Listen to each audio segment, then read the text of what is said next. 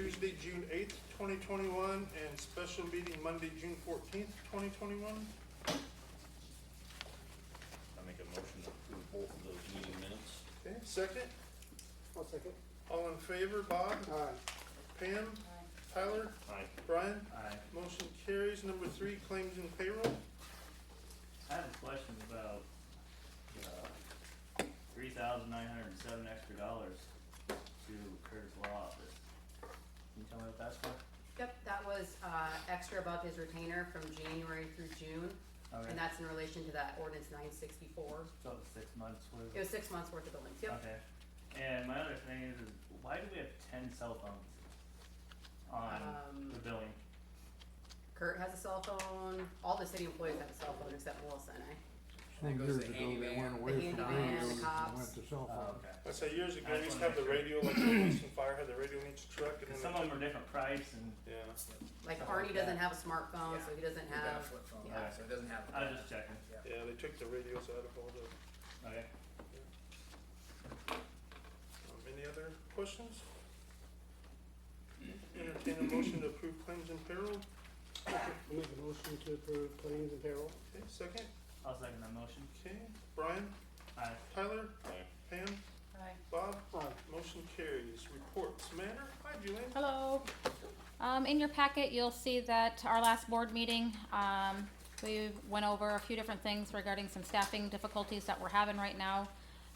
Staffing has been a really big challenge and having to adjust some wages and some benefit programs there.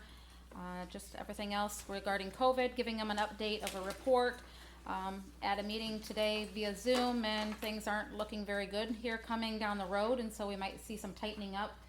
This week was the first week that the staff that are non-vaccinated, they will test this week, and then they will go to a monthly as long as we remain in green.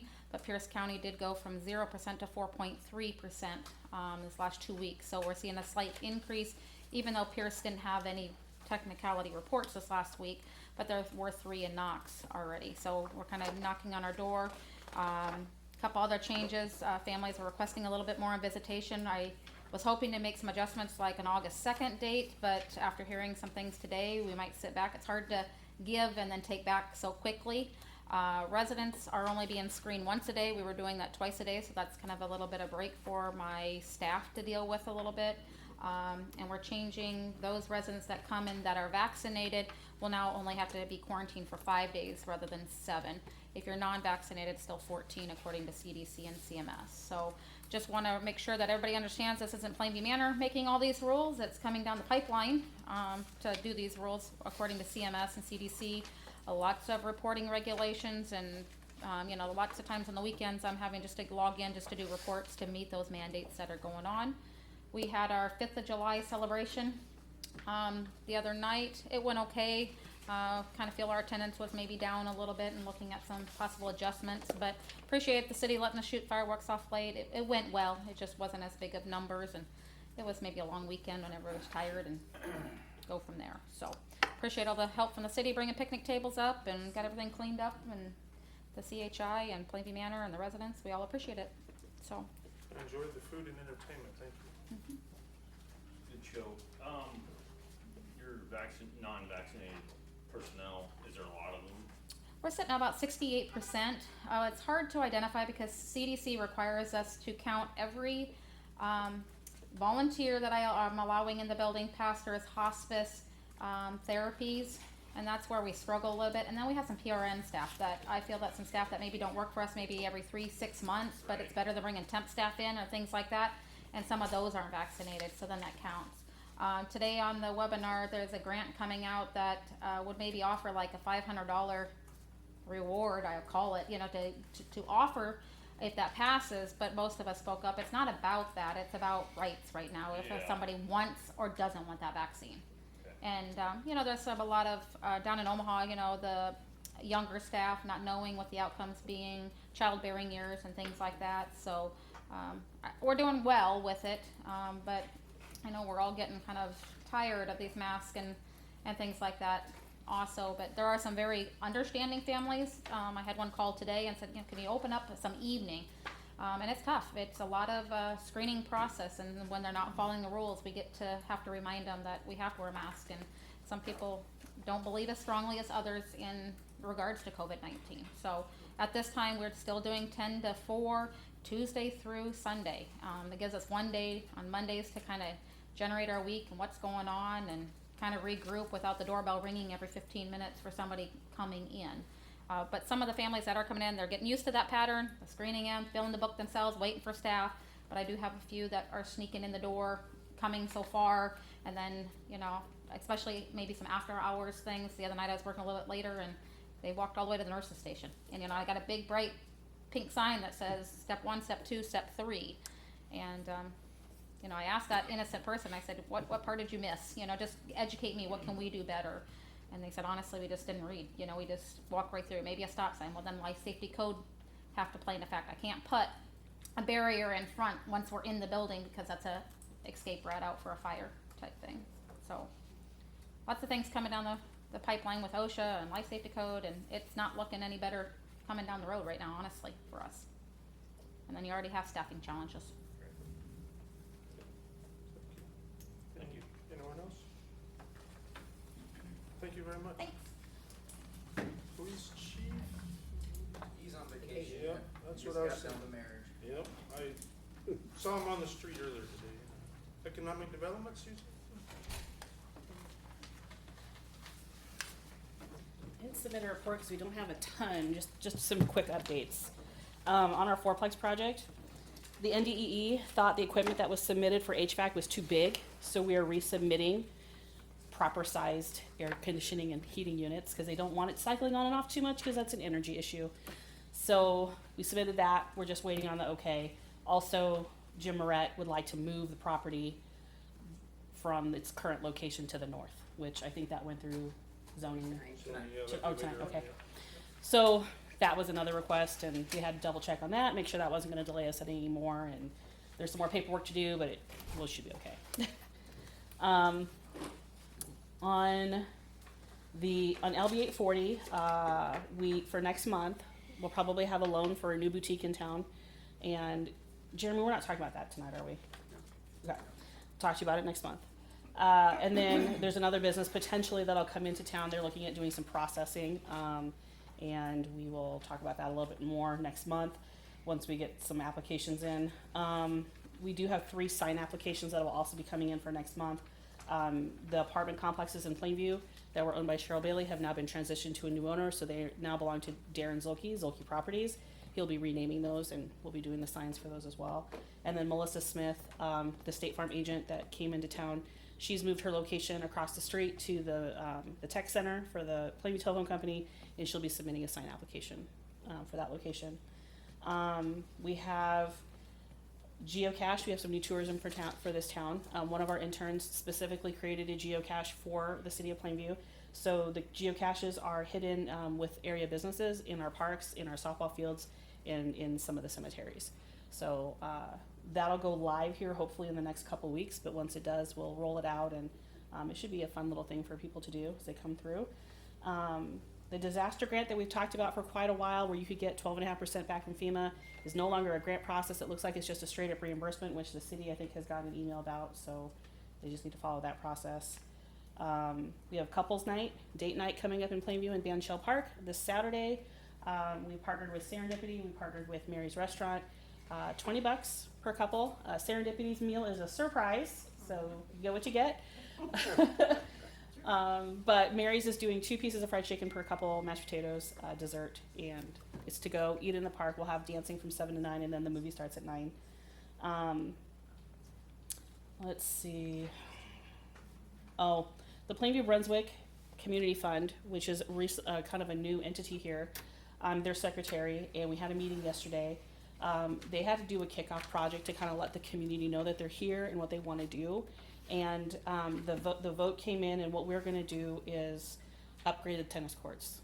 There's a new kind of floating floor that we can put down, and what it'll do is it'll create 2 basketball courts running in one direction, and then tennis courts will run the other different direction, and then we can do pickleball on there as well, have all the lines drawn. It's about an $80,000 project. The kickoff meeting, and you know, Jeremy's been involved in some of those meetings as well. We did talk to the park board, so they're all on board with that. The kickoff meeting is August 3rd, 6 o'clock. We're gonna do free hamburgers, chips, cookies.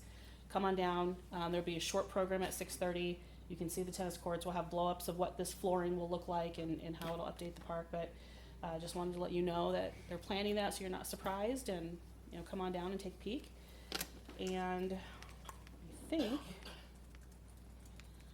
on our downtown revitalization grant, we cleared the Tier 1 state environmental review. We are now in Tier 2 review. As soon as we get through the Tier 2 review, we can actually start our projects. So hopefully in the next couple weeks, we'll get through that and business owners can start working. I know their contractors have been contacted them wanting to get started. So that's about all I got. Any questions?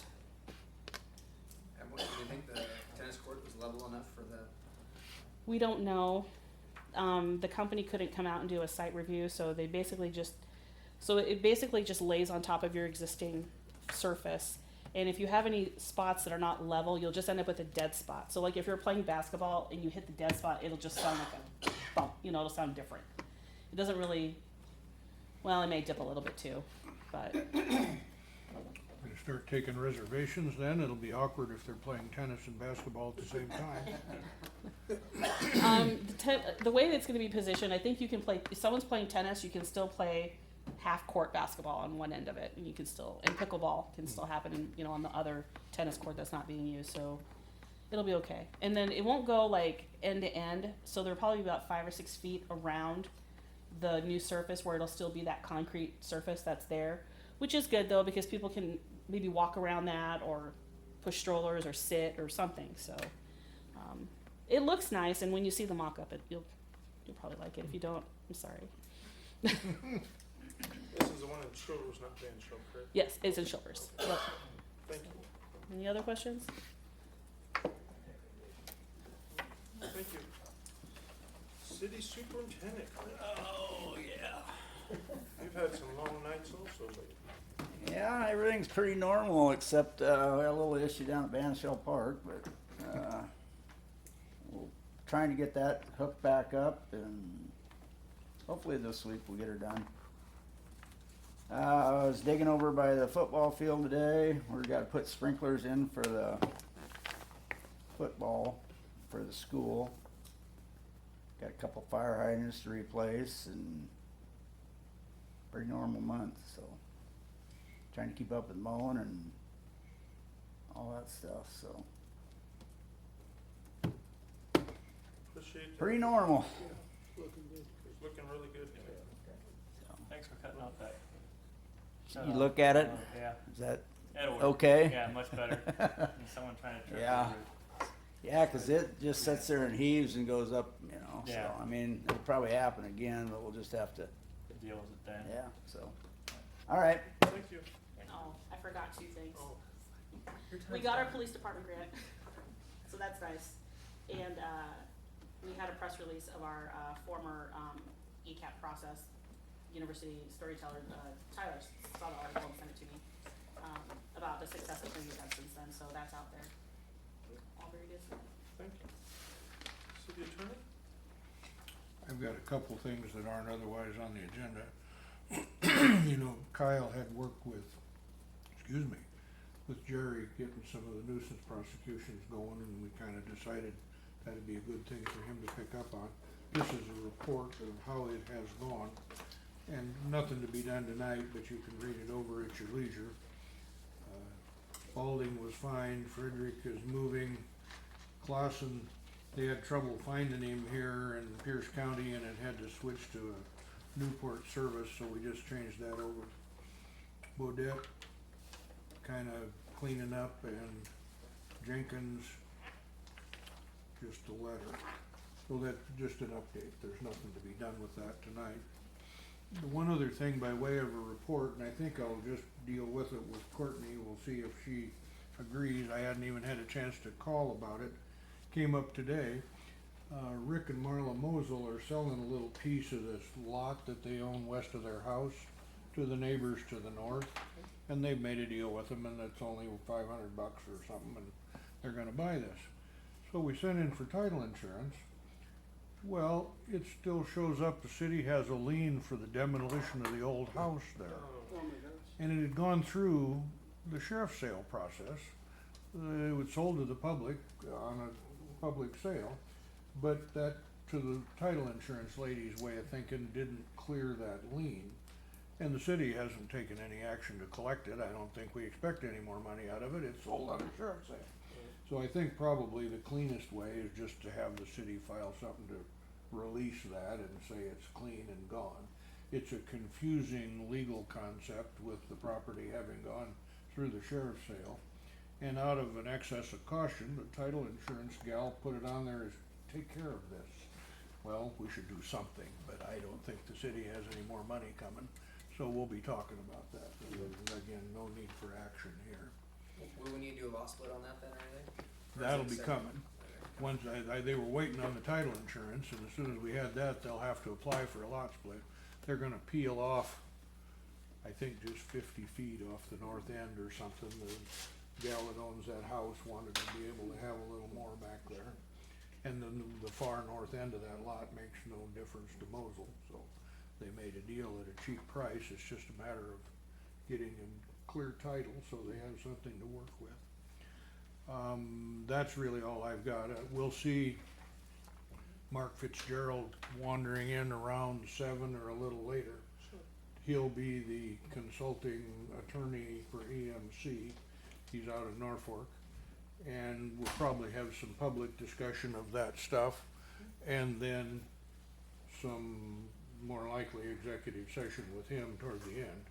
I think you'll wanna have public comment, and then you'll get to the question of executive session, almost certainly need to do that.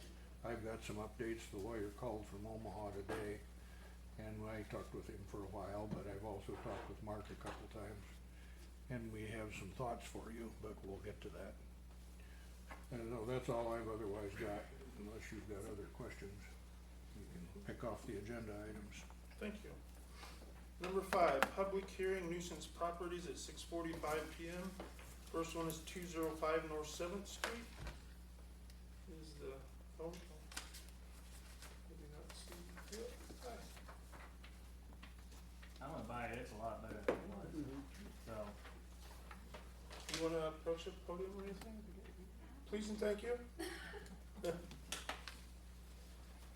did you look at it, Brian? Just Friday. Friday. I drove by, it looked pretty good Friday. Way better than it was before, so. Yeah, Jeremy and I went around Monday, and, we thought the front looked way better, Yeah. but then there was still a lot of stuff in the backyard. Like, what do you mean in the backyard? Overgrown. Yeah, like, I wrote down tarps and general junk. I think there's an unlicensed vehicle maybe in the empty lot next to it. Is that the same address? Yeah. Yeah, we're getting that sold. We just got it back from the, Mark Hufford. Okay, gotcha. Couldn't think of who it was. So, yeah, if you could work on the backyard. Okay. Front, yeah, it looks way better, We were mowing yesterday or the day before. so. I don't know which one. Do we take public comment?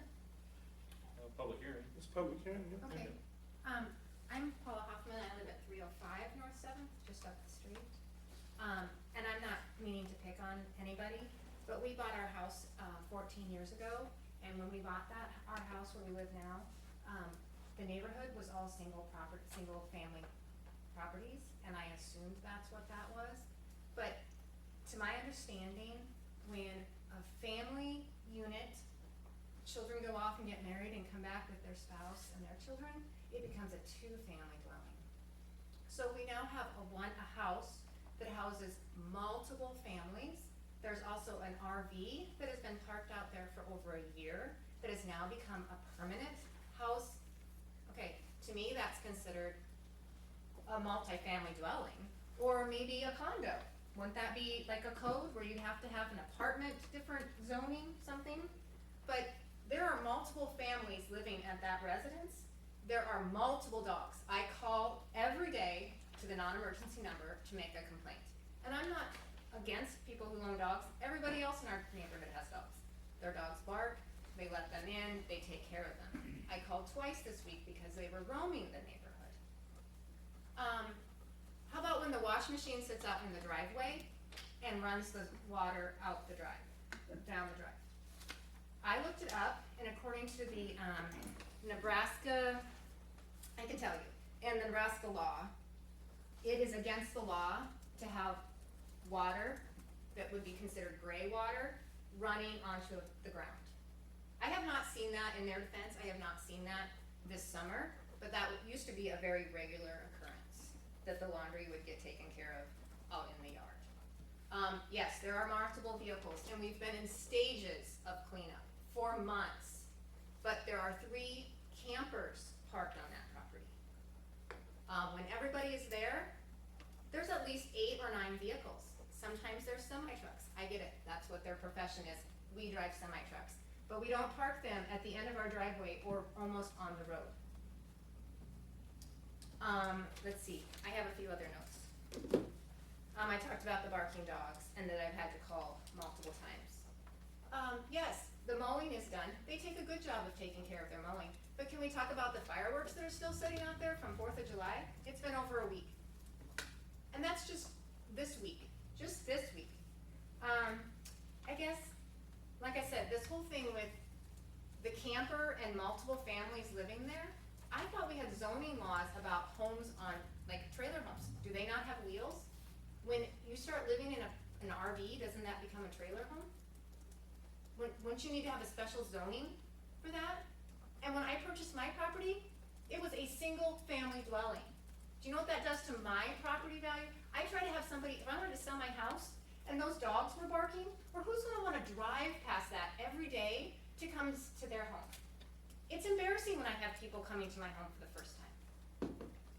I'm very proud of Plainview, and I'm very proud of my property, and I take very good care of it. But then when you have to drive down the street and see that, I don't drive by there. It's maybe the quickest route, but I don't, because it's hard for me. Let's have pride in our property and in our community. I mean, and there's another neighbor down the street that has furniture that's sitting on his lawn. So, I mean, that's not just this. It's pride in Plainview. But I just have those questions. How many RVs before it becomes an RV park? How many dogs before it becomes a pound? And it's okay if they would take care of the dogs. I can't walk without them barking. I can't sit on my deck without them barking. It's just constant. We tried to have a gathering outside and you can't. So I'm sorry, that was my thoughts. And so, yeah, the mowing is being taken care of. But it's beyond mowing. It's the regular junk. There's been a tote out front, like a fertilizer tote or a chemical tote, sitting there for a year. What is that? Is that the gray water from the It's RV? oil. It's oil. We're changing oil from semis, what's in there. Okay. So, I mean, does that belong in the front of your house? No, they don't. I mentioned maybe put it inside the garage Okay. and stuff. There are pumper trucks that can come pump that stuff out. And I get it, it's your living, but take pride in your home and the rest of your community. So they're running the semis out of there? They have no other location? I mean, I don't know, we have proper parking for our semis, and I know that was a big thing a few years ago, like, where people could park their semis in town, and yes, it was deeded okay to park, as long as you weren't parking on impeding a road. I get it, and I mean, the noise doesn't even bother me of a semi. So would you It's our community. So would you be okay if they parked them on the north side of their property, all those semis? Well, the only reason I worry about it is, okay, there's a lot of people there and a lot of kids. Mm-hmm. One of those kids come flying out, it's my fault, because I understand. didn't see them. And the big propane tank parked close to the road Right, with the camper, I mean, yes, that seems like a hazard to me, but, yes. And so I can forgive the trucks, because they're not there very long. right. But when you empty all your trash out and it stays there all week, that's what I have a problem with. Thank you. Anyone? I mean, I say we still got some looking to do on this property, obviously.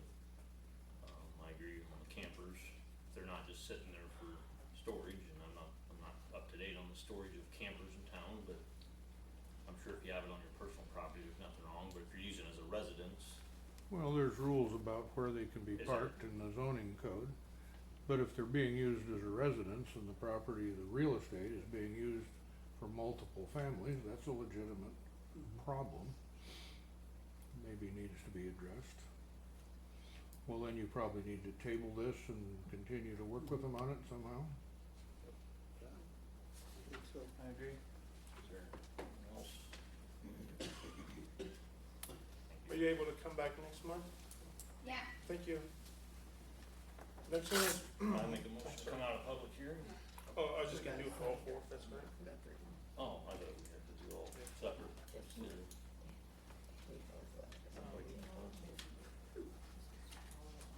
Next one is 103 North Pine Street. That would be mine. Okay. Hi. And they will be getting an eviction notice if they do not clean up their yard. This is the second notice. And where do we set out with that then? You have to go through the sheriff, right, to get the proper eviction notice? Or No, do the I court? mean, No, I can our send them part. one. Oh, yeah, yeah. We should just watch it and, you know, if That's the she's, owner, I mean. that's the- the owner of the property, so we should just. And they cleaned it up?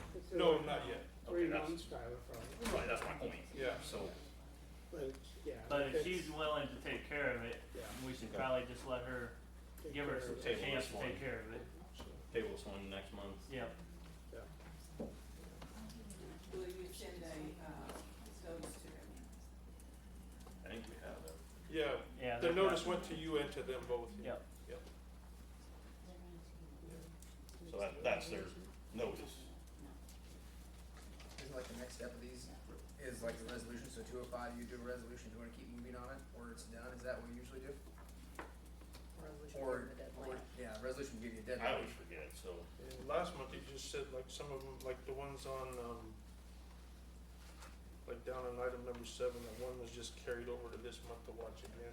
Or- I'm more asking for what Bruce needs. No, if no, you that's wanna move what I- forward with this Yeah. process that he's utilizing, I didn't know. I mean, it's not like we need to. You're asking me? Yes.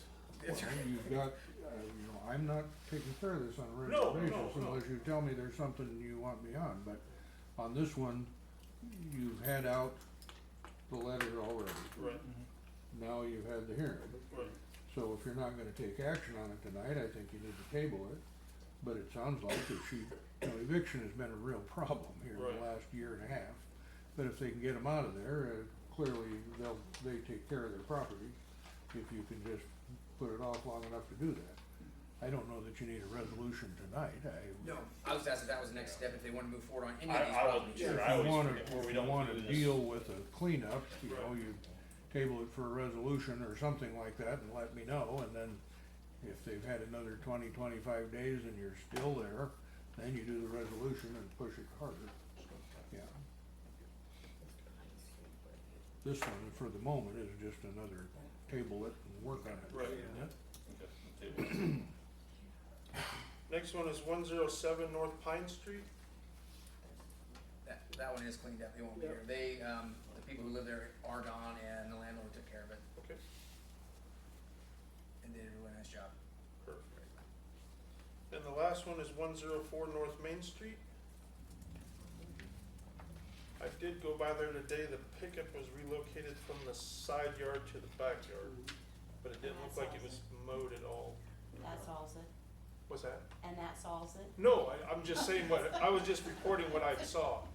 I Yeah, was just reporting what I saw, yeah, the pickup box is full of junk. yeah. Yeah, it's still full of tires, yeah. I mean, the backyard's, It hadn't been mowed for a while anyway. yeah. But the pickup was up on blocks, correct? Is that the one, or was it? No, it was not Yeah. on block. Yeah, No, they it didn't might have a be. front tire on it forever. Oh, yeah, Yeah, you're right, yeah. yeah. Yeah, it was on block, yeah, you're right. Is it a licensed vehicle? I didn't notice. I don't remember. Couldn't tell you. Yeah. Would have to do some weeding to find out probably. I just Yeah. know it needs more attention. Right, absolutely. What does the council wish to do with that property? So the next move, Bruce, is to do an ordinance on that one? Resolution. Resolution. For order to clean up by a certain date. I kinda like to have those prepared and ready for you to read them, so we know for sure what you got. Takes time, I guess, but if you call for a resolution next month. If not cleaned up, resolution next month, Sure. something like that. We don't send them another letter then, right? Yep. Just, okay. Need a motion for that? Are we just gonna, Just let Courtney know and Bruce know that to have a resolution prepared. okay, for next I'll just put it on the agenda for next month with the resolution. You know, just food for thought as far as moving these things along. I mean, if you know what the report is going to be, and, you know, you could put on the agenda for each of them possible cleanup resolution, and we could have one ready and save a month. Sure. This process drags on and becomes a torture if you don't look out. Right. And then the next thing you know, you're gonna get, it's winter, I can't do anything, or Yeah. something like that. Okay, so, I think, draw up for next month, a resolution of possible cleanup for 205 North 7th and Yeah. 104 North Main. Yeah. Okay. Do we have a second on that? for which one's that? Oh, the first one and the fourth one. Yeah, I'll second that. Okay. Yeah. Any further discussion? Tyler, Aye. Pam, Aye. Bob, Aye. Brian, Aye. motion carries. Any, last comment before, for public hearing before we close? Okay, I make a motion to come out of public hearing. okay, second, I'll second that motion. second, Brian, Aye. Tyler, Aye. Pam, Aye. Bob. Aye. Okay, the next one, number 6, discussion action nuisance properties. First one is resolution number 632-306 North Sixth Street. And these are, the next two on number 6 are the ones that we had public Here's hearings on original, last month. yeah, here's the original and a copy of each of these coming. Pull one for your copy and hand them down. Now, this just copies the language that was in the original notice Sure. and says you're ordered to do this. It has a blank for the deadline date.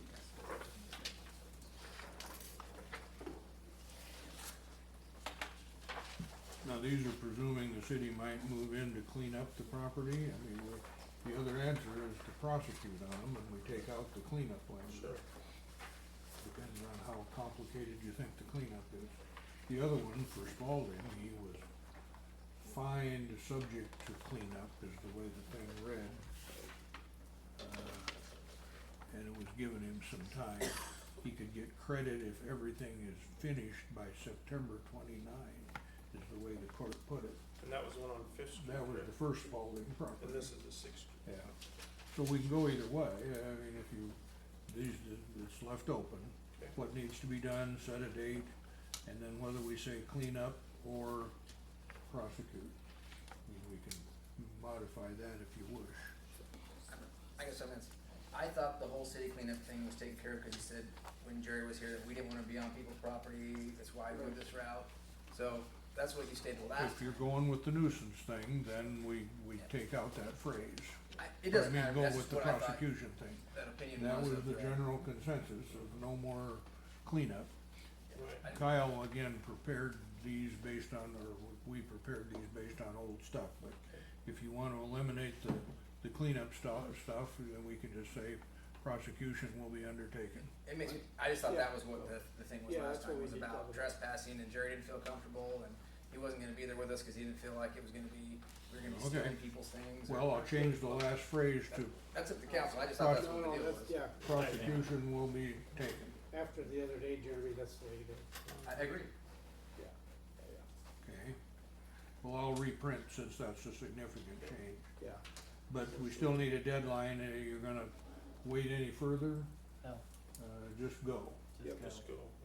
Okay, so deadline is tomorrow, if I'm gonna fill in the blank and Yep. nothing will be done and we'll go. And I think all of them in the future should just be this way. You know, instead of Okay. even haggling about it, just. Yeah, that's what I think. Do you have a resolution numbers? They're on the agenda. Okay. Oh, that's right. And we'll change them both to the same format then, well, you haven't talked about the other one, but there's Spalding if you wanna pass that one first. Okay. Make So, a motion to pass resolution 632. just with the change to number I'll 4. second that motion. Okay, all in, or any further discussion, sorry? All in favor, Tyler, Aye. Brian, Aye. Next one, resolution number 633, 214 East Locust. I'll make a motion to pass, resolution, which one was it? 633, Just with the change to number 4. And again, providing for prosecution. yes, providing for prosecution. I'll second that motion. Okay, Brian, Aye. Bob, Aye. Tyler, Aye. Pam, Aye. motion carries. Okay, let's. Okay, number 7, discussion action update on nuisance properties. First one is 105 South King Street.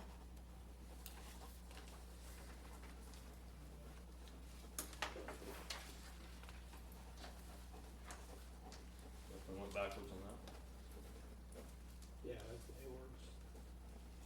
105 South King.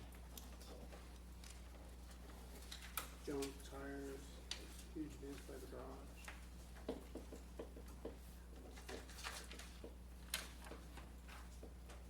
Is this stage here, Bruce, where we send them a letter? She's already got one. Public hearings. So public hearing, is that where we are? You had a public hearing last month and you guys decided to revisit it this month. Instead of So moving then- forward with a resolution. So you have to go back to another public hearing. I think so. Wouldn't you have to go back to another public hearing, Bruce? I don't think you have to go back. Or You you can had just the do a hearing, you resolution. just tabled it to see what, Okay. how it's going. We I need mean, to if get you a wanna resolution move on to for your that. resolution, yeah, and Yeah. a firm deadline. Did you get a chance to look at it, Brian? Yeah, I seen it. But it would be good to get them typed up. I mean, if that's another one of those, like those first two, we don't have a resolution here tonight. I But see we you can- getting rid of stuff, but how long is it gonna take? Yeah, exactly, yep. All right, so put that on the list for a resolution next month also. Okay.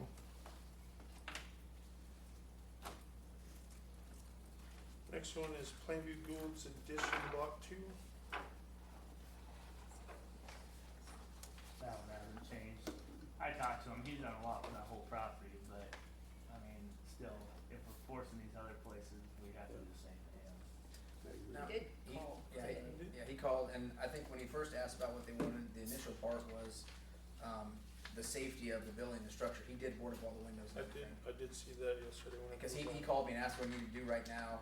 This was, I don't know, months ago, and we looked back, and the main part was the safety and access of the building. So he did reboard everything up. His goals is to tear it down. Yeah. So, and otherwise, his property does look fairly nice in my opinion. It's all cleaned up. And that was the order, wasn't it? Board up the windows. Yeah, that was the board order. up That's the what I told doors. him. I mean, He he's done did that. that. Yeah. Okay. So, He secured it. should be all right then, So you wish it would come off then? I think so. Yeah. Yeah. Okay, next one is 101 West Congress. I did not get by that one. I don't think That's the one down by, straight south yeah, all the way. they didn't do anything there. Camper's still there, tent's still in the front, Yep, it's a mess. yeah, it's a mess. So, need a resolution on that one too. Next one, 106 West Locust. The couch is still tore apart on the porch, last I seen it, and stuff. Put that number resolution too. These will have to go to public hearings, cause Oh, they they haven't are been to public public hearings, hearings sorry. yet. Yeah, 105 South King was a revisit. Why it's kind of a one-off on that one. Okay. So these next ones, if you wanna move forward, we'll have to go to a public hearing. That sounds good. So if you wanna change your, Make a motion, yeah, for public hearing. Sorry, yeah. I'll make a motion, public hearing on 106 West Locust. I'll second, Brian, Aye. Bob, aye. Pam, aye. Tyler, Aye. and then do you wanna do that for the, sorry, that one, 101 West Congress? Yes, For the public hearing for next month? The one above Yeah. it, yeah. I'll make a motion for a public hearing on 101 West Congress. Second, I'll second, Pam, Aye. Bob, aye. Brian, Aye. Tyler, Aye. and then did you want a vote to remove that Gould's one, the one that's secured? I think it'd be nice, yeah. Yeah, When you know it's okay. off or on. Okay. Do you wanna do that one, Bob? The Plainview Gould's, the Curtis brand? remove it off the list? Oh, yes, yeah, that sounds good, remove it. Second, I'll second that motion. okay, Pam, Aye. Tyler, Aye. Bob, Right, Brian, Aye. okay. 104 South Elm, I went by there today, the mattress is still on the north side and has not been mowed at all. I'll make a motion on that public hearing on 104 South Elm Street. Second, I'll second that motion. okay, Pam, Aye. Bob, right, Tyler, Aye. Brian, Aye. and 807 East Park. I believe. that's no change, maybe works. Yeah. Well, he's I'd been say here, that. Mr. Stewart. Hey, Any correspondence with this is gonna be turned over to me, okay, so, I'm waiting on some titles. I don't know what else the problem is. Is there, I think the biggest thing last month was they just felt you relocated it from your property to your mother's. I The did relocate 3 vehicles, yes. Yeah, what about all these, I don't think that's not allowed for multiple vehicles, is it? That property? What do you mean? Not, what, Like you can't have a junkyard right there, what I'm saying. it's not a junkyard. Well, there's a bunch of wrecked cars Are they there. all licensed? No, he said he's waiting on. title. Almost all of them, almost all of them are licensed and registered. There's a few of them that aren't, but I've got, I think there's 4 of them there. And one of them was the stolen car from last summer that, still waiting to see what they're gonna do with that. So, just working on whatever. So most of them will be licensed then, Yeah, but they're not yet, correct? there's 2 of them right now that need to be renewed. I guess we can check on that next month then, I guess. And then what's the point of them? Are they for sale or what are you doing with them there? I mean, are you gonna start running a used car lot and have cars for sale or what are you doing? No, they're my property. You just intend to let them just sit there? I drive them. Okay. I mean, is there an ordinance against too many vehicles, or do we have, No, No. then what's the problem? they just. I mean, everybody complained because they were at my house, so I moved them up there on commercial property, and now everybody's complaining because they're up there. Well, you just told me you don't have a commercial use for them. You're storing them for personal purposes. Okay. You're not Then- selling them, you're then- not working on them. There's not an operating business there. So, Well, there may still be a concern. I mean, it's these guys that gotta tell me. So if I they can have a park them concern. back on my personal property. I doubt that. Well, if I license and insure my vehicles, why can't I park them on my property? We'll have to take a look at that. I guess I think need before they instructions. weren't licensed was the biggest issue, Well, okay. if I remember correctly, that was the biggest issue, that they weren't licensed.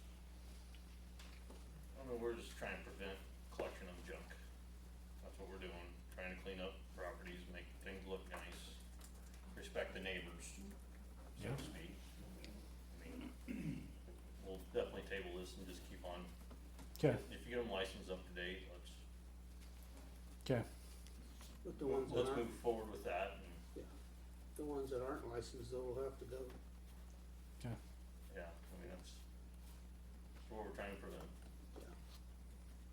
So, take a look at it again. Well, and figure out how many I can have, I guess, too, if that's an issue. well, the biggest issue is, you know, we have people driving through our town, and that's an eyesore on the side of town with a lot of vehicles. You know, it looks like clutter is what people are saying, so. If you have, I don't know either. May I say something? Sure, it's a public hearing. I Or no, live I'm not on, but no, yeah, it's go not. ahead. I live on that end of town, and you know, that property is being kept up pretty well. It's all mowed, the vehicles are all lined up pretty nice, and they do move around, cause I see them driving, different ones of them. Now, I suppose there's a couple that don't run, but they're not all grown up to weeds. It used to look worse than it looks now. No, I think we'll table it, and thank you. Okay, Yeah, thank Stan, you. thank you for talking to us, all right. cause we're here to work with you, I mean, you're Okay. working with us, so thank you. Thank you.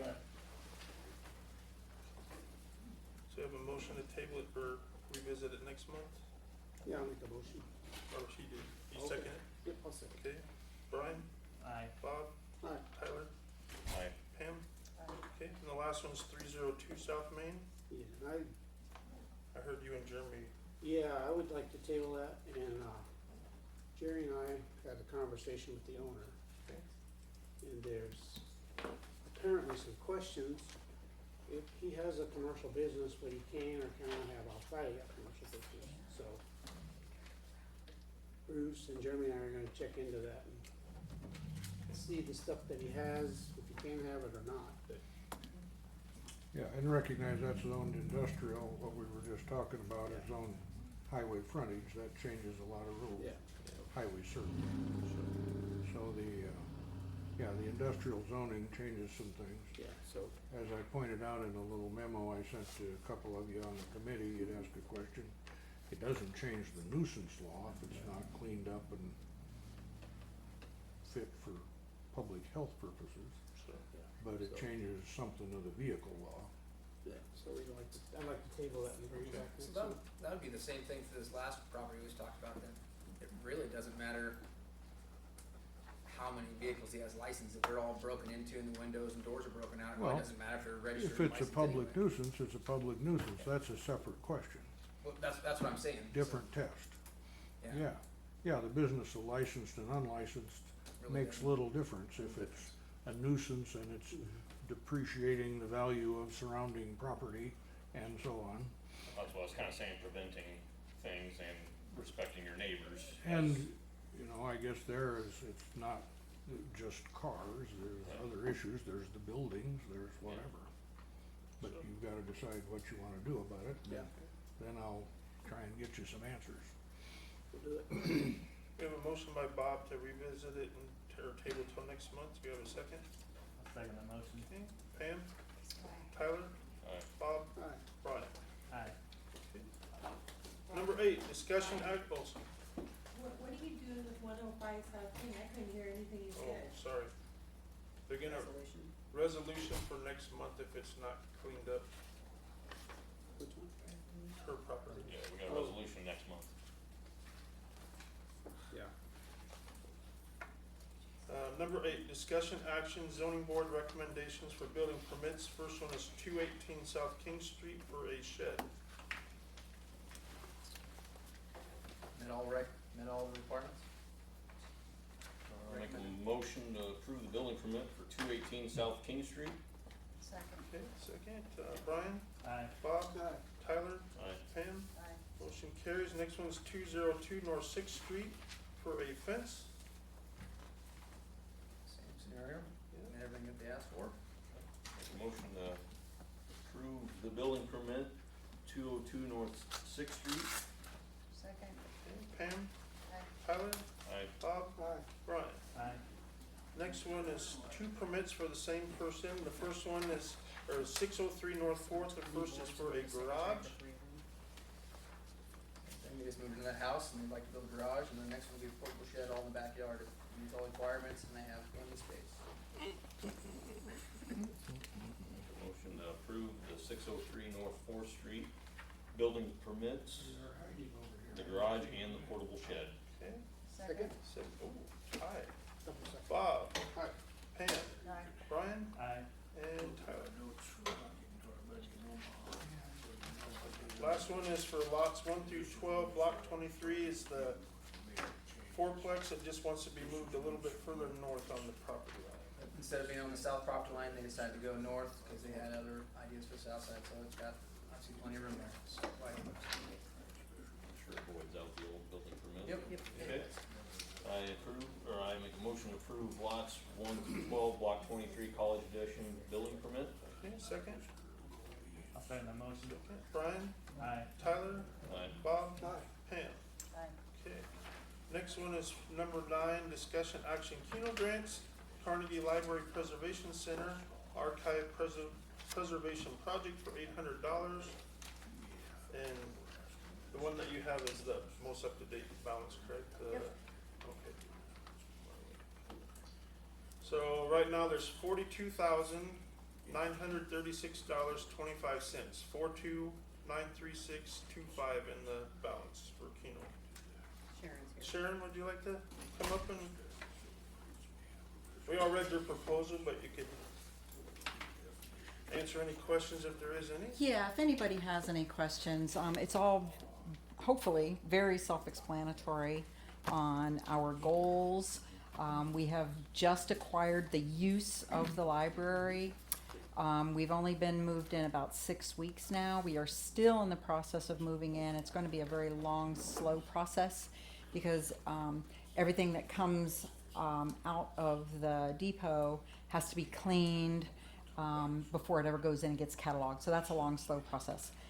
When I say coming out of the depot does not have any environmental controls at all. And at least with the library, we have the possibility of environmental controls. So the things coming out of the depot is for their preservation. So we are a entity of the Historical Society. We are separate, but we are under the umbrella of the Historical Society. Everything we have in the library still belongs to the Historical Society. Nothing is changing. All we're trying to do is give it the opportunity to be preserved. So, I don't see any issues. I make a motion to approve the Keno grant for the Carnage Library Preservation Center for $800. Okay, any discussion? Okay, Tyler? Aye. Bob? Aye. Pam? Aye. Brian? Aye. Motion carries. Thank you very Thank much. you. awesome. And does anybody have any questions at all? No, but thanks for- Sometime I will. Okay, well, we're trying to be open on Yeah. Tuesday nights. Okay. We are hoping to have fundraiser classes start within the next few weeks, again on Tuesday nights. And they'll be just silly fundraising classes. So if anybody has any little hobby or anything that you don't even have to do it very well, but would like to share it with the community, give me a call and we'll set you up. Okay, thank you very much. Good deal. Thank you very, very much. Absolutely. Thank you. Number 10, discussion action approval American Legal Publishing online code book. Okay, so I gave you guys, I usually send in once a month all the ordinances that you guys approve. I send them to Ohio, which is where American Legal Publishing is. They go through everything, send me back the rough draft to read through it, and then we get the copies back when they're all done.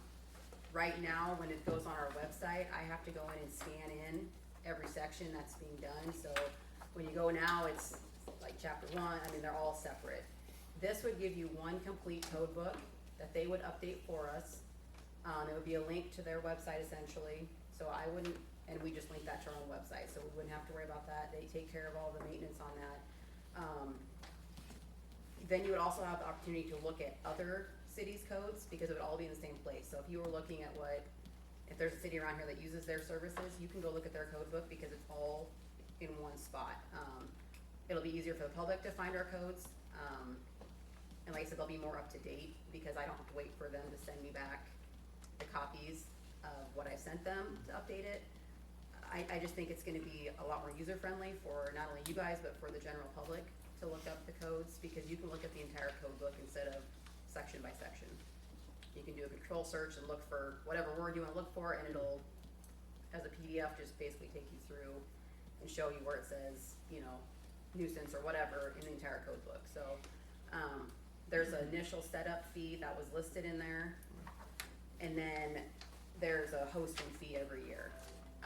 Right now, I think when I send those off, I believe it's around $600 every year when I send those off. So, and that's, I mean, I only send that off once a year. This one I could send them off, cause I only do it once a year because it's kind of for them to do it. I don't wanna do it every month. This I could send them off every month and then they would automatically update that code book. So our code would be more up to date instead of waiting, you know, every February for me to send everything off. We could send them off and then they would automatically update it and I wouldn't have to worry about updating it on our website. It'd be done when they updated our code book, so. I don't see in their material anything about what they would then charge for the paper copies. We've Says been 20 paying them cents a page. It's Is that- 20 cents a page. to do this all electronic, but we can't have the city of Plainview They still send you the, just have electronic. they still send you the hard copies. And the question was, what are they gonna charge for that? we're paying them, aren't we, some 1,500 or 2,000 No, a it's year like, it's like $600. to keep up the code It's book, 600 the for them to paper? send those copies back to me. Okay, well, I doubt, my point is, I doubt if they'll do away with that fee. They're asking if we could do with a few less code books I see in their presentation. I would suggest you still want an ample quantity of paper code books, but this electronic updating, probably a good thing. Yeah. And as Courtney says, people will have good access to it, but remember, that's only the people that are good at computers. You still need some paper code books. No, we'll still get the copies like we do now, and you can search all the codes they host online. That's over 100 across Nebraska. So there's 100 cities in Nebraska that they do that you could look up their codes. Can you you do can that make. now? Wouldn't you be able to do that now or no? I don't have Not all access of to them are their. online. Not all of them are online. But just because we have ours online doesn't mean, it sounds like it'd be like an added feature, but if, Well, it sounds like they're already they will online. make available all of those that they have online. That's all they can Because make available. Just you for have- city people or for everybody? No. that American works with it? legal. You'll have the ability to create a user account, no limit, no charge. So you can go in there and go on that online and make your own notes, bookmark stuff. So you don't have to worry about carrying, you'll have your code book, but if you don't have your code book, you can still look up our code. And if you wrote a note in there that says, under your user account that says, this page is what I was looking at, it's still gonna be there for you. And there's no charge for that. If you guys wanna talk to her, she was more than happy. If you wanna table this, my quote's good through October. She said she would call in and talk to you guys to speak to the specifics of it. I just didn't know if you guys had any interest of going this route. I think it's in the public's best interest to have this, just so our stuff is more up to date and it's easier for people to access. You'll still have your paper copies, but I have my code book, you guys have yours, but for the general public to find a copy of a paper copy, they have to find one of you or come to the office. So this way they have the most up-to-date one always at their convenience online. We hope. And the other good news is, it'll be just like going to the doctor. By the time anybody comes here, they'll already know the law and they'll tell us what it is. That'll be helpful.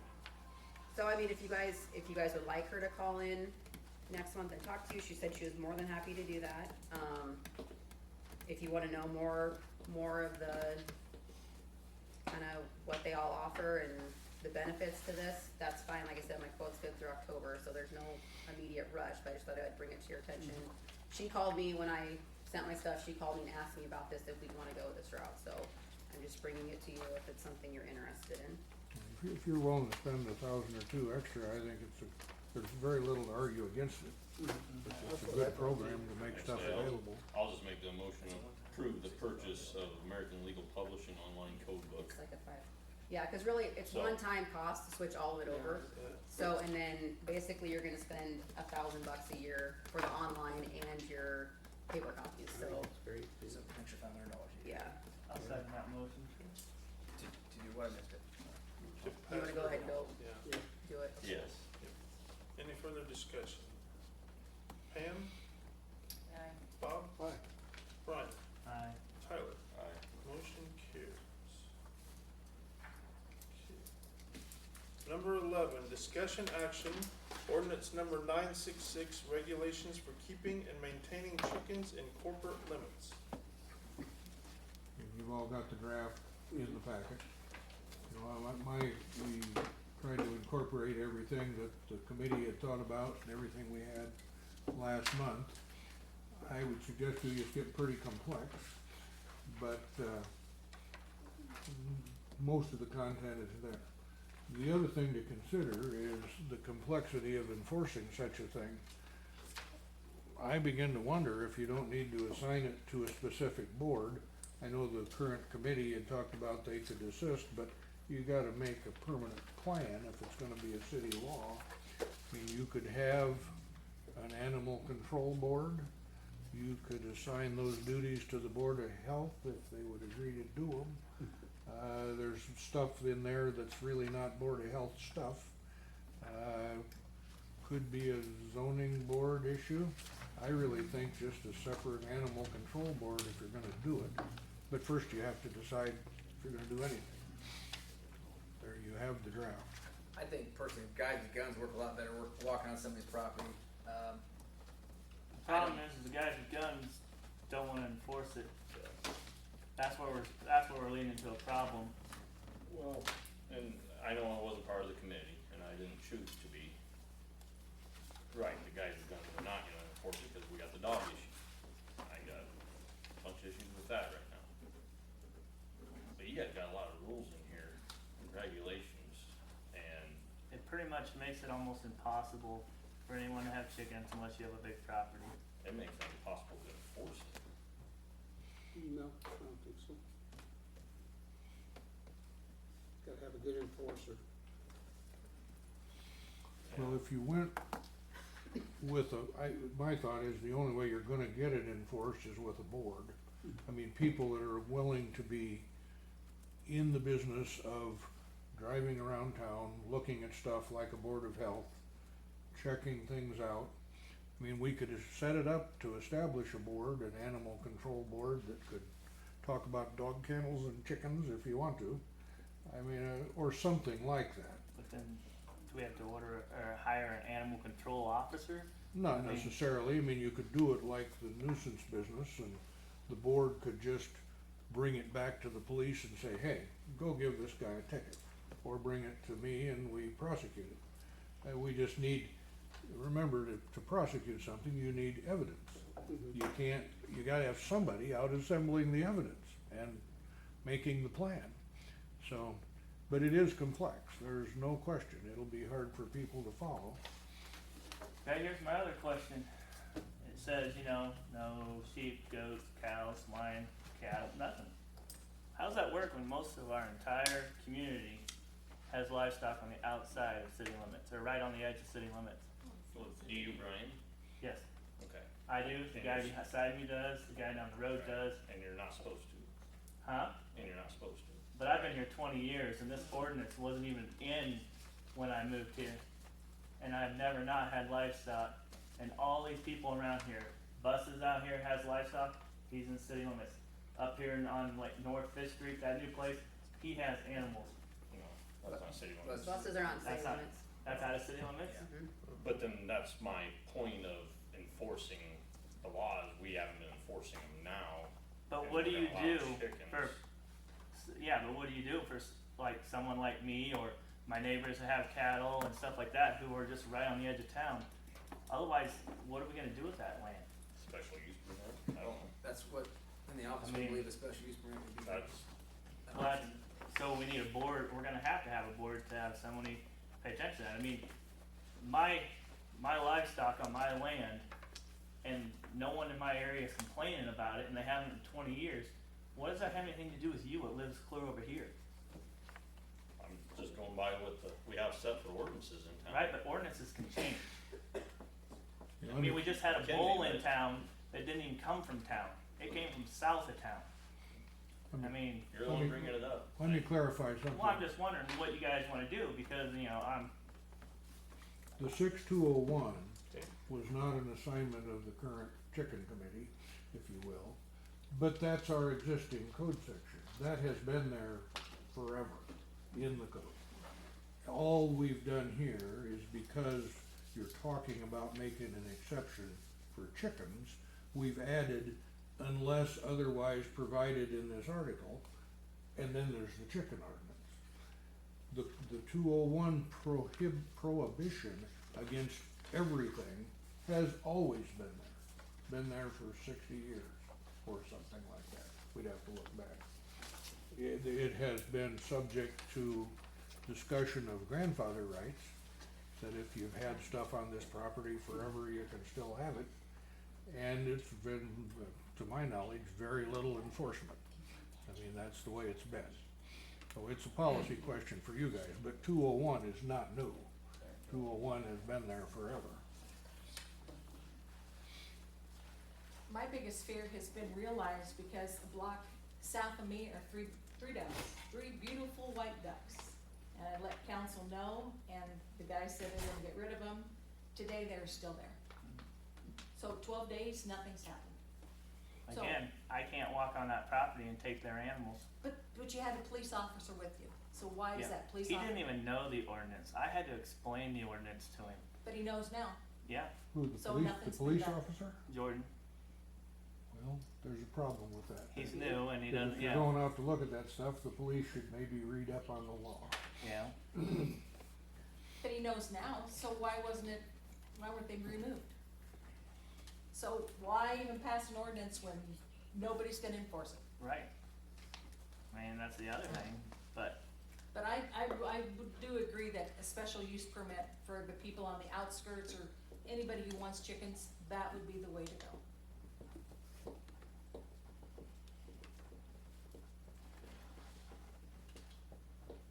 So what are we gonna do with the ducks? I believe there's 2 chickens in some little cage also. It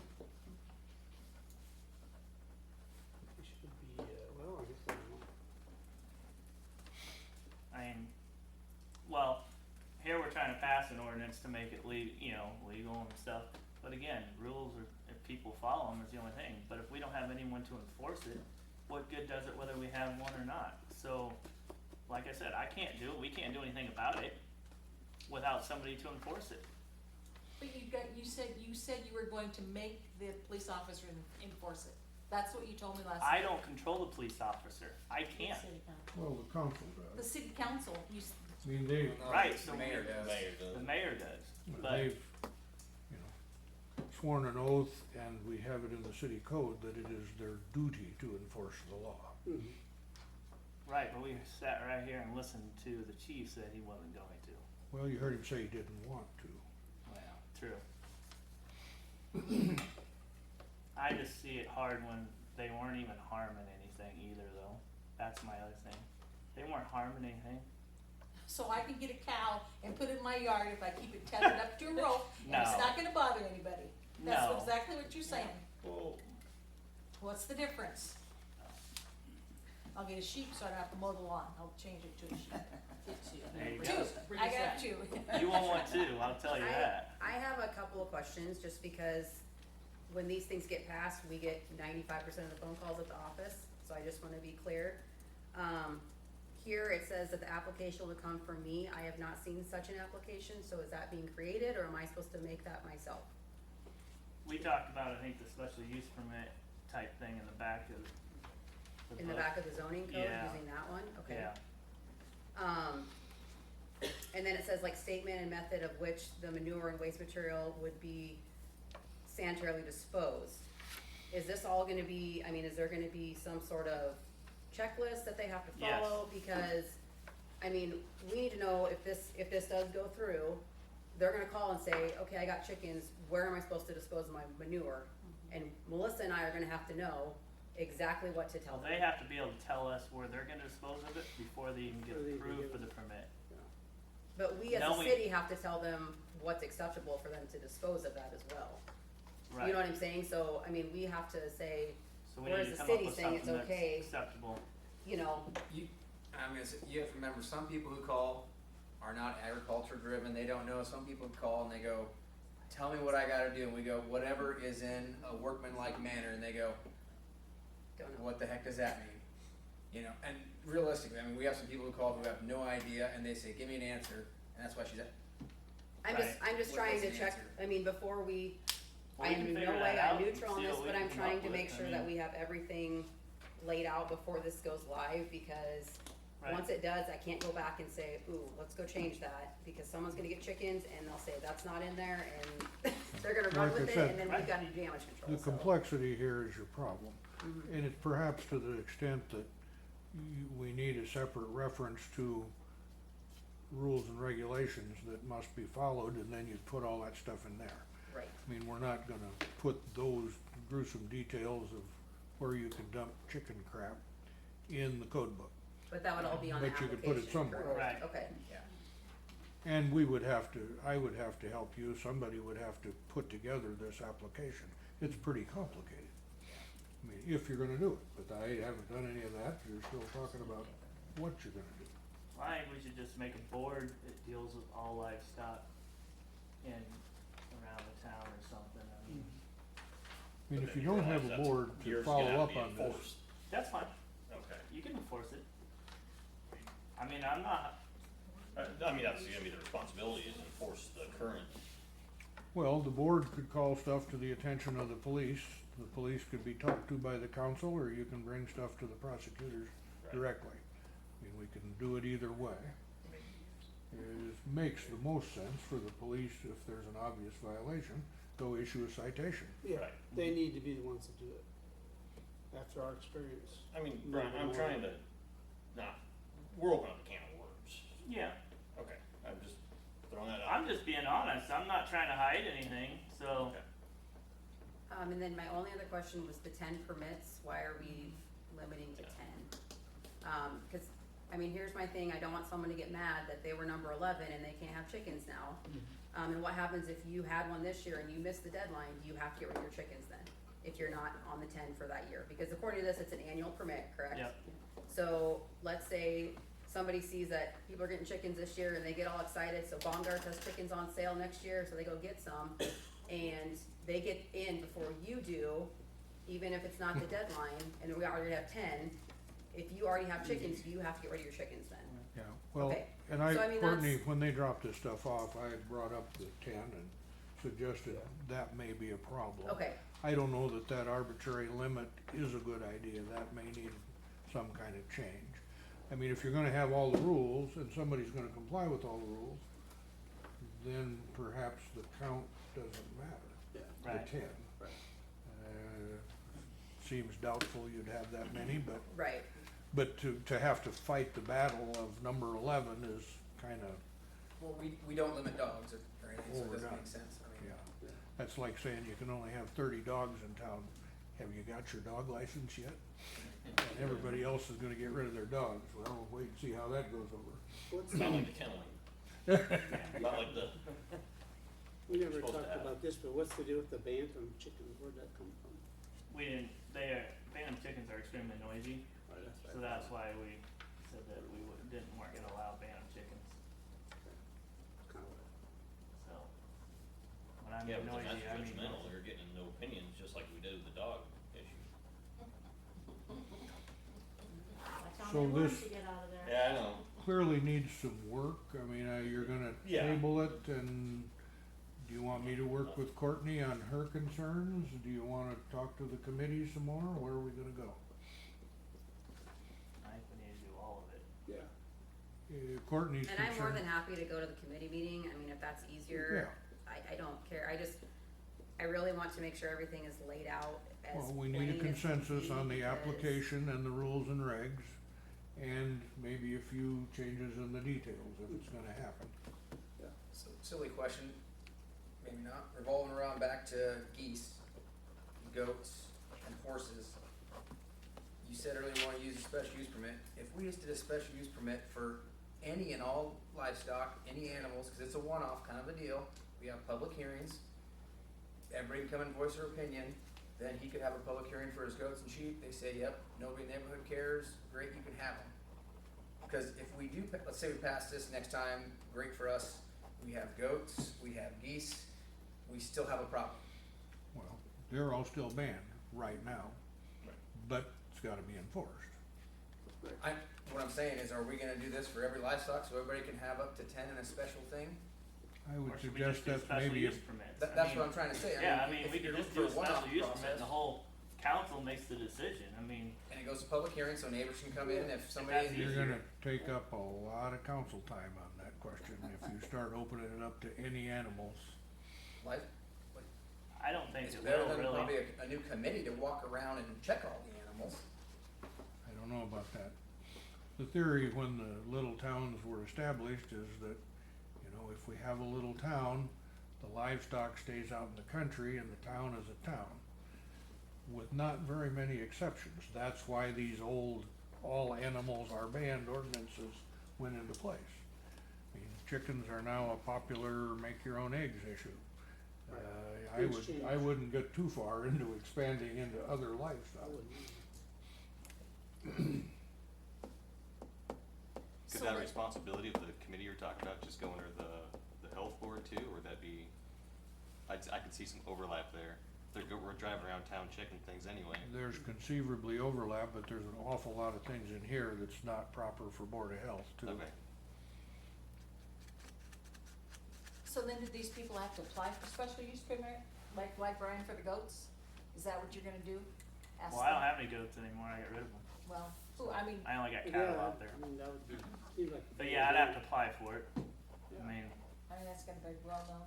So then who's going to enforce to get rid of the ducks or whatever, or what do we do there? It's gotta come it down. has to come from The the mayor law, needs to so- talk to the law enforcement. Yeah, it's gotta This come is the down first from- I'm hearing of it, so, Yeah. I mean, Okay. not saying that's an excuse, Well, but it is the first item.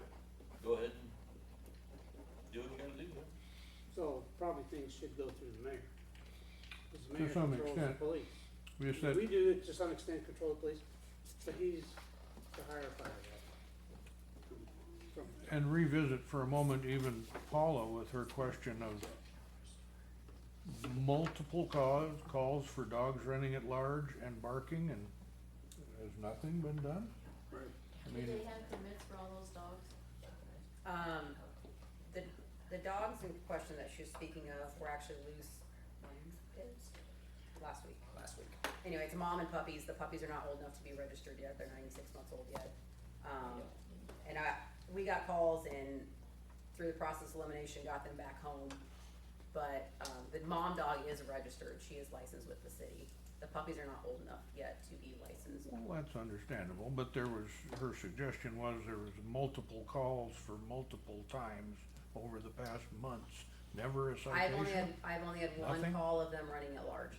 So, Well, separate question. That wouldn't go to us, so that goes to 3,400. yeah, we don't receive get those calls. Well, but it still needs to be So, said, it's a Should we city put that on problem. the agenda next month? Well, to- not to digress, where do you wanna head? Meet with the committee and Courtney and try to put together, yeah. polish on it some, Yeah. clean up the questions and details, Yeah. okay? Table it till then? Yep.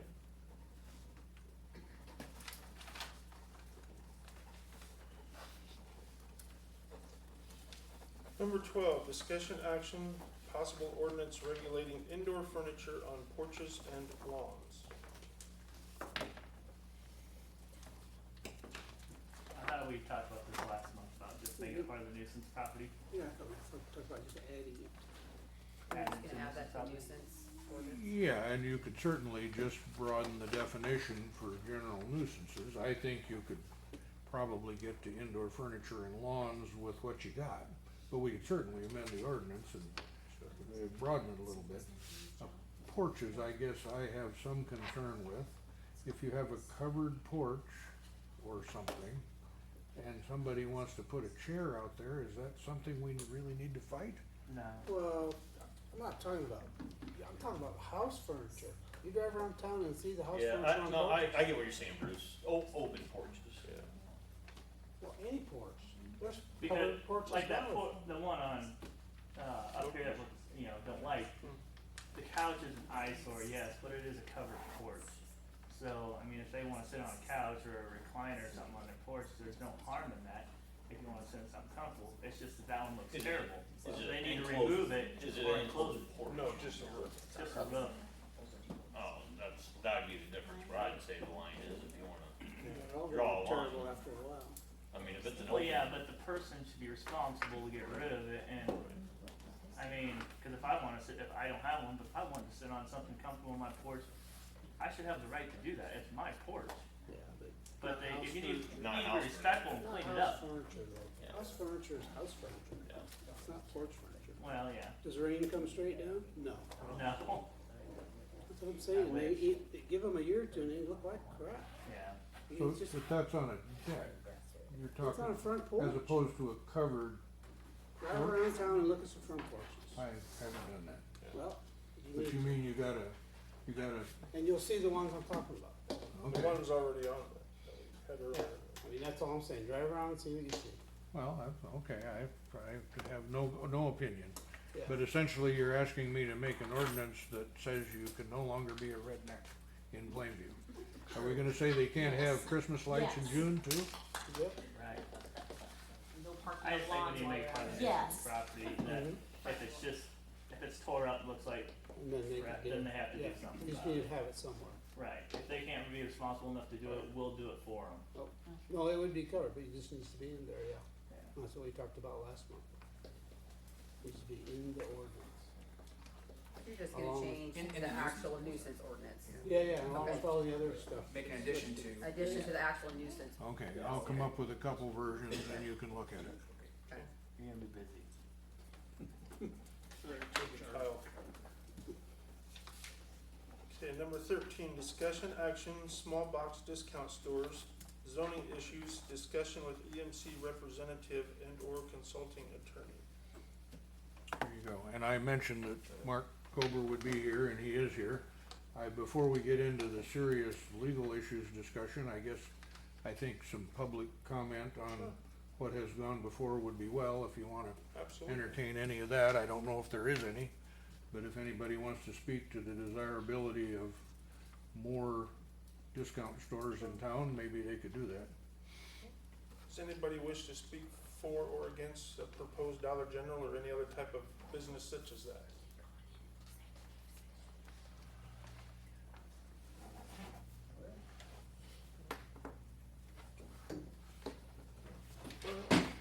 I do, Marvin Good Elwood. evening. Good evening. I think we just got enough grocery stores, drugstores, or whatever in the town at all we can afford. And why send all this money to other states when everybody that owns a property here in Pierce County pays taxes in Pierce County? Thank you. Thank you. Couldn't agree more, thank you. So why do they wanna come here? I mean, we've just gone through all these nuisance properties, so Right. why do they wanna come here? They're basically just putting a store in every town. Really, Because that's, they want They're, to? they're providing a public service. yeah. According to their study firm, Yeah. there's Green, enough maybe you didn't hear their, population here to They could support it. have you didn't hear their for the items pitch last to stay month in another store, perhaps. so that's why they're looking at Plainview. Does their study make sense? No, it does not. Well, I'm sure it's skewed to make it look simple. I think Did we you can make come to money, the that's special? it. Oh, Yeah, No, she wasn't here. No. so. I found it, I gotta watch it. Oh. I gotta watch it this morning finally, cause I had not watched it yet. I was unable to attend, and he said that Plainview has a population of 3,000, that they wanna put a Dollar General every 15 miles approximately, and that their study showed that the average Dollar General shopper was an elderly female who bought a $10 basket 10 times a year. But that would provide $20,000 in sales tax to the city of Plainview for the year. So does this study show what it does to the existing business? No, it did not. No, And My that question was intern- asked. My intern asked that Their question, study we can does. track that information. There's other studies out there, but theirs doesn't show it. Right. They didn't actually provide any study either, they didn't give us any No. information. Just all They talk. just, No, they he- point those numbers from. And in anywhere. fact, it struck me that the guy that was here to speak was the builder. Right, not- he makes not a money dollar through the store store here, operator. Yeah. And it would He- provide 7 to. he wants to build a 900 building. Paying job, But they only hired someone older. And he's not the one who chooses the location in his market research. And they get $10. So the one who actually did the market research here was from Colorado. And then, sorry, yeah, Colorado. Yep, and then they must have decided that we were a desirable location, and then they must get a hold of their builder people, and then he's driving it, so it's really Colby Capital who's driving this Yeah. issue. So is Dollar General actually behind it, or is it just Colby Capital? Oh, very much so. I mean, Very much so, okay. and some of this will have more detailed discussion if we get to executive session, but I've spoken with their lawyer in Omaha again today. He called, and we had a fairly extensive discussion. But one thing he kind of made a point of, and just as well that the public know that it's a dollar store issue, and they're a big outfit, and they're not gonna let it drop. I mean, that was his point. I mean, as your county economic developer, I mean, the issues that I brought up are still the same for me. And it's not about keeping out competition from my position, because if a mini Walmart, neighborhood Walmart wanted to move in, honestly, I wouldn't fight it, because they would provide us what we need. We need groceries, we need this, and that would be fine, because we would still have access to fresh food. So for me, it is not about competition, it is about when you look at our demographics, that doesn't change. If 40% of the kids on free and reduced lunch, 24% of our population is elderly. We have one grocery store, and we cannot sustain 3 of those entities in this town. And so the losers are going to be the kids and the older people. When you create a food desert for us, you're looking at a minimum of 15 miles to Creighton, 12 or 13 to Osmond, and then 40 to Norfolk. And again, when we did the 45-mile radius, when we looked at dollar stores versus, and that was any dollar store, Family Dollar, Dollar Tree, Dollar General, there's 14 of them, and there's only 5 grocery stores in 45 miles. And if I count the 3 in Norfolk, then we have, 7 or 8, but that is still 40 miles from here. So for us, it becomes sort of a health safety issue. We have Pierce just down the road, and they lost their grocery store 2 years ago, and it's a big problem. We were offering land for free if we could get it, and we can't get a developer to come in and build houses. We can't get anything, because Norfolk's only 13 minutes from Pierce. It's difficult. It creates a lot of other issues, not just, just by having another dollar store. For us, it's a lot of other issues, and it's not about competition as far as I'm concerned. If Baumgart's wants to come in here, great. If Walmart wants to come in here, fine. It's just make sure that you have the things that we need to survive as a community. We'll just lose in this situation. And their whoever it was, Colby Capital, believes that I'm selling this community short with that mindset, but numbers don't lie, and you just can't sustain it. Plainview is the poorest community in the county. That's just facts. So. Is there any information about how much economic stimulation happens in the community versus a local grocer versus a retail chain? Like, Yes. how much money gets reinvested back into the community? Yeah, for every local employer or business that you frequent, if you spend $1 there, it typically multiplies by $4 in your community, and that is because they either hire local people, they donate to all your organizations, they belong to your chambers. The money, they live here, they pay taxes, it just trickles down. When you have an outside entity like that, it's cents on the dollar is what stays here.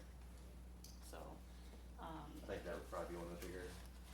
that's a big thing. Things And to again, consider the too. economic benefit to us, $20,000 a year in sales tax, whoopee. And that's just what they're saying. They don't have. Right, and we they look at haven't chosen Family Dollar. projections. When Family Dollar was built, that was $200,000, $300,000, and all we're getting on sales or property tax of that right now is $4,500.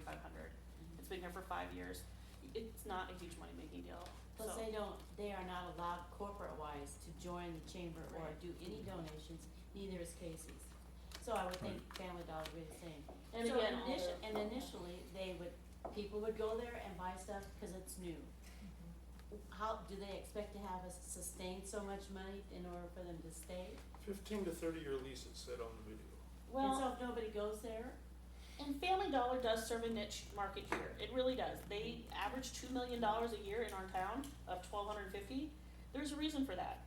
Yes, you can finally buy a pair of socks in this town. You can go get some underwear. You can get some cleaning supplies. Whatever it is, they do serve a niche market, especially with the older people who don't want to drive the 30 to 40 miles to Norfolk. And that's fine. We've been able to handle Family Dollar, and our downtown has added 18 new businesses. We've been okay, with them being here in the last 5 years. But one more entity like that, you will lose your grocery store. Recognize the issue has to remain the business of public welfare for the types of products they sell. I mean, the do business at home argument is a good economic argument for the town, but it is not justification in and of itself to exclude a business. So you have to be careful to stay away from strictly economic development issues as against these type of issues that we're dealing with here. Right. But we'll have more thoughts for that on you, talking about the legal aspects. Right. Which is why I said it's not about competition. I've Honestly. actually had a lot of people call me and say that we should put it in here. That Plainview has been dragging out businesses for many years, and like S&S or Baumgart's now, they wanted to be here, the Pizza Hut. They said, you guys need to quit. They said, you need to let these businesses in the Most town. of the people that are saying that are misinformed. So, Yeah. I mean, We begged Pizza Hut for years to come to Plainview, and their franchise holder would not let them because there was one in Neely. We begged Alcohol Duckwell to come and take over the Alderman store, and they did a study and said, no, we ain't doing it, we can't make it work. I mean, there might have been some stuff with Baumgars and S&S earlier that I'm not familiar with, but that's going back 40 years, folks. I mean, you can't fault today's program for what happened back then. Right. There's, all of these things have a reason, but a lot of the people that criticize it don't know the reason. Well, and I think the other thing you need to think about too is, and you know, obviously this isn't the basis for it, but if Dollar General were to move here, between Family Dollar and Dollar General, one of them would lose. They both, Family Dollar would probably lose. they wouldn't both stay, but in Right. the ensuing war, we would lose a lot. And we have a pharmacy, and you know, Bill and Mona and Ashley will tell you, and we have $25,000 wrapped up in that pharmacy, but the over-the-counter sales is their net profit margin, because there's not a lot in pharmaceutical drugs to be made. So when Family Dollar opened, and so the profit margin on that was about 15%. When Family Dollar opened, it went down to 8%. So if you have a Dollar General open, and let's just say they take 4% of the market, Ashley can't survive on the remaining 4%. And so now you've lost your pharmacy, which services the manor. Do you have data to in your community. show Yes. that? She Oh, I came love here and that. said that in the Well, very that's first what she meeting. was saying though. But so what I'm saying is I think the damage is already done. I think Family Dollar did the damage already, and it's gonna be between those two is what's gonna happen. And the rest of the businesses will be normal. I don't think it'll hurt the other businesses anymore. I think it'll be the whole battle of this is between Family Dollar and Dollar General is what it is. And who are we to choose how people run their business and how well they do, and then whether they make it or whether they don't. Brian, there are a lot of studies out there I was saying. that show start you how looking. the trickle down effect of how that will. Your grocery store is kind of like the barometer of your community, and once you lose that, or your pharmacy, if you lose that, your school and your post office, you're dead in the water. But if you lose your grocery store, you're in big trouble. I just told you that Pierce can't get any development to happen without their grocery store. And with Yeah, the they're too foot close to traffic, Norfolk. with the foot traffic lost when their grocery store went out after Dollar General opened up a year later, their net taxable sales between like October and October of last year, they lost, well, the first year they lost over 120,000. Last year they lost 62,000. You know what we lost last year when we were in the middle of COVID? 3,000. You brought that data. Yes, we I have remember all of reading this it. data that we track. I mean, and you can go and do a simple Google search and find this information for any of the towns that have issues with Dollar General. But again, the real premise for this one is to not create a food desert here. Well, and the problem with the So theory, do I get it that you think we need the Family Dollar? Family Dollar's okay, we don't need to have. Family Dollar's fun because it's here. We don't need the Dollar General. I mean, we can't get rid of Family Dollar. I mean, they're here, so. I thought Family Dollar wanted to come in years ago. Well, Family Dollar is here. No, I mean, Dollar General. did they want to come in Roger years ago? Sinovic tried to Yes. woo them here for many Right. times. And They kept saying no. After Family Dollar agreed to build here, then Dollar General come and said, oh, okay, we'll come here now. And he Yeah. said, no, it's a little too late. We don't need it. You don't need it. They only wanted to come here after Family Dollar agreed to come.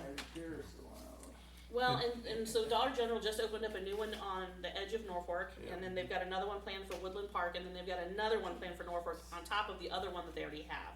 Yeah, it was just in the Norfolk And paper. Stanton will be Saturday. open and the grocery store is closing. Yeah. So, I mean, there's a lot of issues. the other issue to consider is if we guess that it probably won't hurt and let it happen, and we're wrong, then you lose the grocery store and the pharmacy. That's a fairly significant, That's Yes. right there was pretty strong. yeah. Well, and then all the kids. Because whose can you parents imagine don't how know it'll what go they're when I say to him, okay, if you guys are wrong in your projections, and you do start to kill the grocery store and the pharmacy, we'd like you to then shut down and leave. How do you suppose that'll go over? Well, maybe that's enough public comment. Are we as far as we need to be there? Who's gonna work in this store anyway? I mean, we Thank can't you for find coming, people to work ladies. anyway. Thank you for coming. Employee. You know, people from Houston are working in the one here. But I mean, it's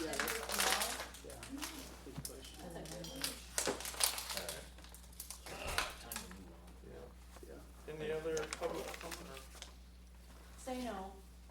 Please. Just say no. How have other communities, so doing just a Google search online, other communities have not allowed them to come in? I don't know, I mean, even I from have like no, around I have no data on that. There's a They- few they news only- articles about, even just in other states there rural is, areas like outside of Sioux City, I but there's not very many, but there's not very many towns our size with a Family Dollar and Dollar Yeah, General. most of the So- most of so the that's litigation, That's where you're not gonna find a whole lot of information on that, and I just found a few simple news articles. most of the litigation and most of the ordinances. I guess they've kept them at bay for over 8 years. They keep coming back, they keep them at bay. I don't know if it was just a city ordinance thing, or that he just denied their permit on whatever. Well, the thing ground is, it was. they can go on the outskirts of town, I mean, they can go outside the city limits and do whatever they want.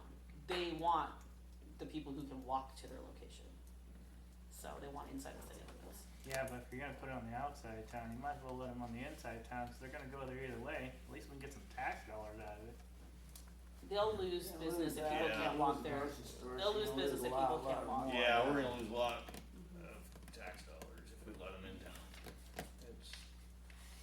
The It's not a good smallest deal. town that It's I not a know good that has deal. both is Schuyler, and that's obviously 6,000 people, but one's on one side of town and one's on the other side of town.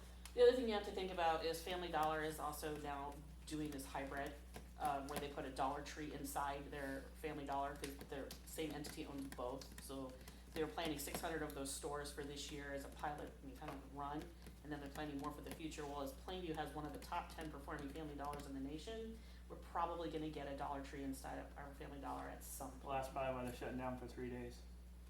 Well, I hope not. But if that's the case, then you have $3 stores. Okay, could that be the case? Cause I'm saying, I don't know. They according to your absolutely ordinance, does. could they do that? Like, right now, let's say if they wanna do that, according to our ordinance, we'd have to deny it, wouldn't we? Not a separate entity. I doubt that we would have to deny it, but I guess we'd have to look at the details. It's all in one It's not a site, separate it's entity. all in one site, and it's all in one box. I doubt if our ordinance would stop that. Just curious. I hadn't thought That'd be about like buying stuff from a separate vendor and putting it in there. it. Yeah. It'd be the same thing, so. And clearly they see something here that they're not sharing with us because they're saying that the footprint of the store they're planning here is larger than their normal. Mm-hmm. Yeah, I heard him say that, 10,600 versus 9,100. If they Yeah. think we have 3,000 people here, it probably is. Yeah. Well, But then when I heard him say, the question got brought up, says, okay, if you have 10 visits a year at $10, then where's the rest of the people coming from? And then he kept saying outside the community.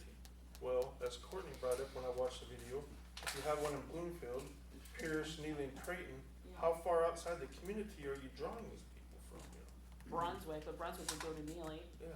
I mean, Well, we're probably gonna learn a lot from Yeah. our meeting tonight. so the funny We thing need is to- we Osmond need to- really, we do really need to wants get one. forward on And I this. tried to push them to Osmond because Osmond would love to have one and they don't wanna go there. But the I last told them I comment, would roll out the red carpet to put them in Osmond and they said no I thanks. mean, the last comment I'm gonna That make is wasn't we're that gonna, dumb. I think I we know, better I said, fight we'll help you, for this whatever you need to do. grocery And they store, said, but we gotta go off of information, we're gonna give it fed. Yeah, we wanna give you So, some I details. think we better get going. Yeah, okay. There's nothing between Osmond, Randall, So, Okay, so executive session discussion with EMC representative regarding small box discount stores and zoning issues. And possible litigation, I'll put that in your motion. Okay, whoever wants to make the motion, add. I'll make a motion to go in executive session For all those reasons. for discussion with EMC representative regarding small box discount stores and zoning issues and litigation, And possible and litigation. possible litigation. Okay, second? I'll second. Okay, any discussion? Voting, Brian? Aye. Bob? Alright. Tyler? Aye. Pam? Oh, thank you all for coming.